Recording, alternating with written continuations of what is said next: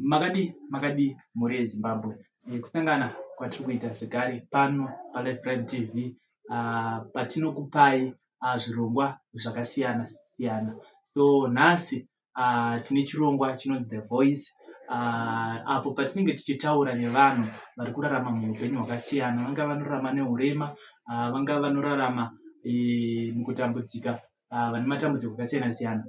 Pano ndo pavanofambirwa nyaya dzacho dzichisvitswa kumhuri yeZimbabwe. So muzuva ranhasi ndina sisi vangu vandinawo. Sisi makadi. Alright. Sister Nyasha, mungandiudzewo kuti nyaya yenyu yakamira sei? Inini nyaya yangu ndeyekuti ndakatizwa nemurume nekurarama nditori single ndine vana 2 vandinawo ndikungochengetedza. Alright. Mukusangana kwamama makaita nemurume wenyu kana kuti alright, kutorai kwaakakuitai manga mane makore mangani? Tanga tane 7 years. Ndikuti makore enyu ekuberekwa mama ane mangani? Inini ndine 16. 16. Kurava makatora mamuri under 8. Alright. Mungatitsanangurirewo kuti kuzoparadzana kwenyu? Takaparadzana mwana wachitu anegwa ne6 kurava kuti ndane 7 years. Yeah. Mwana ane makore mangani? Ane 7. Ane 7. Wachitu. Alright. Saka manga muchitongochengeta nega nguva yese? Nanhasi ndikutongochengeta. So life yanga yakamira sei sasingle mother, mai mukutsvaga mukumira nzvimbo yababa nemamai mubereki? Life yangu yakandiomera kana nanhasi zvakaoma. Nanhasi ndikutambudzika nawo vana, ndombosvika pakutomborara nenzara chaiyo, kutombochema shaya chekubikira vana chaicho. Alright. Hamunawo here mamwe mabhindauko amunoita ekuti mukwanise kuriritira munhu? Handina mari yacho yestati kuti nditokwanisa kumirira munhu, kungogarawo. Ko panapo ndikuona ndiri mumba menyu nhasi, pamba penyu pevabereki muri kuroja zvakamira sei? Pamba pekutoroja unotobatsirwawo nehama yetinobatsira. Yeah, zvakaoma. So vana muri kushandisa sei maschool fees nezvimwewo zvakamudaro? Wani wacho anobhadharirwa nehurumende.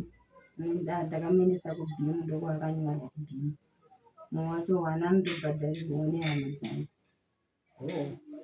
Yeah, muri Zimbabwe zvakaoma.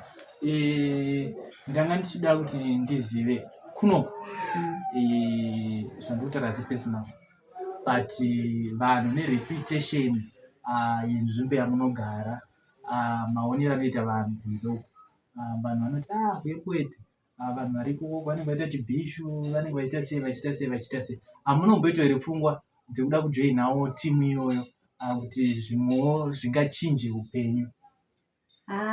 Izvozvozvo ndakambozvifunga, but kutya kuzonzwa kunzi kwanhingi kwazopondewa kwazouraiwa munhu ndozvakanditadzisa. Ndongogarawo ndinotya, but zvakatombopinda mupfungwa dzangu kuti nditomboendawo ikoko, pamwe zvinoita nani upenyu hunochinja.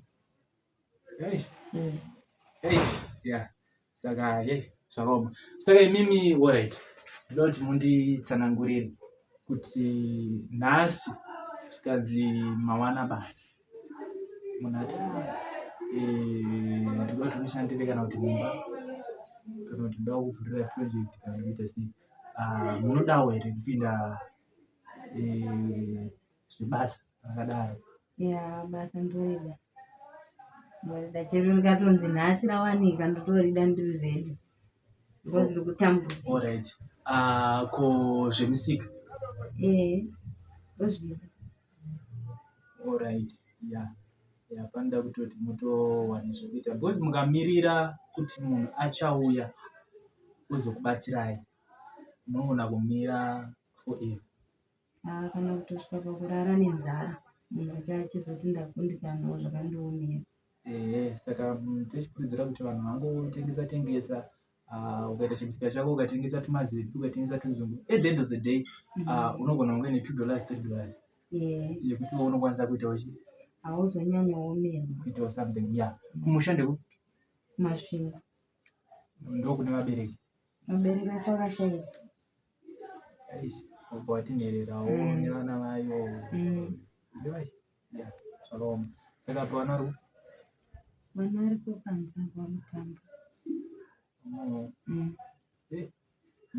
zvakaoma. Mhuri yeZimbabwe inyaya inosiririsa zvamuri kuona kana kusika kwakatooma, hazvisi kutobuda. Tina sisi vedu zvinhu zvakaoma. Vari kutaura kuti dzimwe nguva vanorara nenzara. Vana chaivo havasi kuenda kuchikoro, havana kubasa kwavanoenda.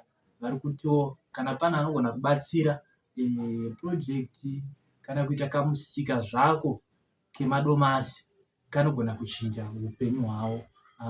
Vanobatsira munogona kuona kunge gomo, because panonzi pabatsirwa munhu vanhu vanenge vachifunga zvokuti pachabva patouya mari yekuti munhu atovhura kambani, but shoma shoma yaunayo inogona kuchinja upenyu hwemumwe munhu. Namba dzavo ndichange ndakaisa pascreen kuitira kuti vanoda kuvabata vanongovabata direct. Tadza kuvabata munogona kungofona panhamba dzepatv yedu. Tinosvitsa, tinouya, kana tasvika tinokuratidza tichipai munhu wenyu tichimupa mari yake. So mhuri yeZimbabwe mosununguka kutaura nesu zvamunenge muchifunga, masuggestions enyu, macomments enyu munongoisa mucomment section. Munozotizivisawo, munoita kuti tinzwisise kuti muri kufungei nezvamuri kuona, muri kufungei neupenyu huri kurarama vanhu muZimbabwe. Zvakafanana neizvi zviri muZimbabwe, vanhu vanoziva kuti mabasa hakuna mabasa. Zvinotoda kuti unge une chauri kubata. Pane mubvunzo wanasina kubvunza sisi, makagumira level iri kuchikoro? Ndinofanira kutozofunda kunyora because vabereki vangu vashaika, ndaidzidziswa namunhu. Kureva kuti hapana certificate? Hapana. Zvakaoma. Hapatorina certificate reform 4, which means kuti kuapply kumakambani kunogona kuti netsei. Kunotonetsa. Kana chitupa chacho handorina, ndotongotambura ndotongorarama. Ko vana mabheti? Havana. Manje nyaya yebheti munofanira kutogadzirisa, because mukasava nebheti inoita change zvichienda kuvana. Munongoonawo hama iriko, hama dzamutozi kutombobhadhara voedza kubatsira kuti at least imi mukawana chitupa, munowana chitupa munozokwanisawo kutorisawo vana mabheti. Life yevana yoita zvakanaka.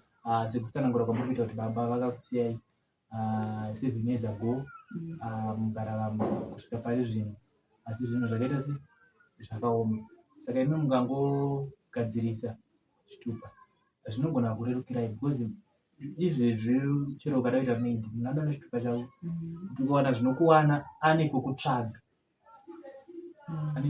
kuti awane hama dzenyu kana vanogona kubatsirai, because munhu ukagara naye akarwara pane pausingagoni kusvika kunyange une mari, panoda hama yake. Saka mhuri yeZimbabwe ndo nyaya yatanga tinayo. Tigara panotangisa musika, panotovhurawo musika zvichienda munongofanira wana munongofanira wana dzimwe mari zvichiita zvichiendeka. Saka mhuri yeZimbabwe makasununguka kuvabata, muchinzwawo kuti masuggestions enyu panomatambirawo here. Zvichakadaro ngatisangane musika muchinetseka.